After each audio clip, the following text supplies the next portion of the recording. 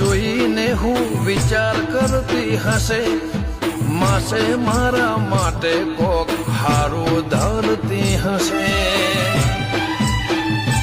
આતમથી આતમની ગોઠવણી રે જાય, એ આડુવાળો હક પણ સેડા ઉદી હેડ્યો જાય.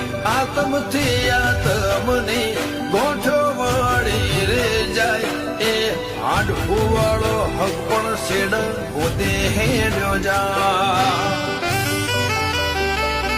તારા હકમાં ધબકે એવા ધબકારા લખી દે, તારા ધર્મના તારા નોમના એ ગહારા લખી દે. તારા મારા દાખલા દેવાય એવી કહાની લખી દે.